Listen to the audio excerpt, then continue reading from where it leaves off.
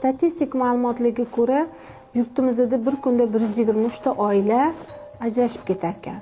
Bu degani bir oyda 3690 ta, bir yilda esa 45 mingta oila ajrashib ketmoqda. Sababi nimada deb o'ylaysiz? Aslida har bitta turmush qurayotgan yoshlar ajrashish maqsadida turmush qurmaydi.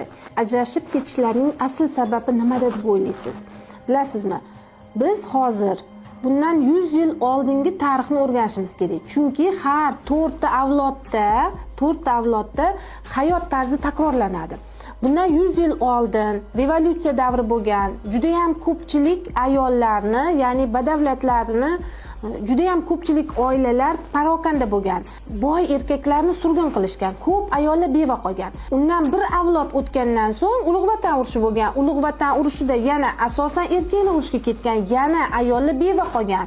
Qarang, ayollar qayta beva qolish natijasida erkak kishi mo'rtakan, oila qurganing bilan bola chaqani o'zing boqarkansan, oila qurishni hojati yo'q, butun yuk o'zingda qolib ketar ekan, ering o'lib ketish mumkin ekan kabi tushunchalar bilan ezilib, qiynalib yashashgan.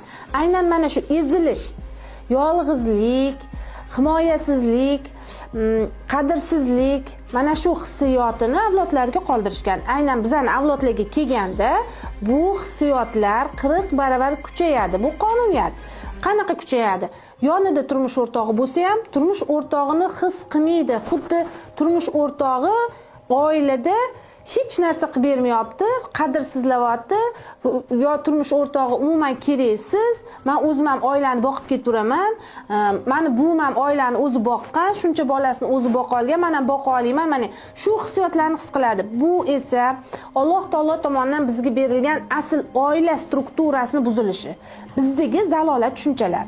Mana shu zalolat tushuncha, zalolat hissiyotlar natijasida oilalar strukturalari bizda buzildi. Agar mana shu zalolat tushunchalarini agar oilasi notinch bo'layotgan insonlar tushunsa, isloh qilsa, bu o'zini hissiyotlari emasligini, bu ajdodlardan, ularning hayotidan kelayotgan hissiyotlar ekanini tushunsa, o'zini ustida muntazam ishlasa, oilalarni ajralishdan to'xtatish mumkin.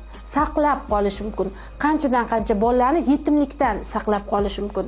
Agar sizni oilangizda kelishmovchilik bo'layotgan bo'lsa, ajrashishga shoshilmang. Sababini tarixdan qidiring va albatta oilangizni isloh qilib, bolalarni yetimlikdan asrab qoling.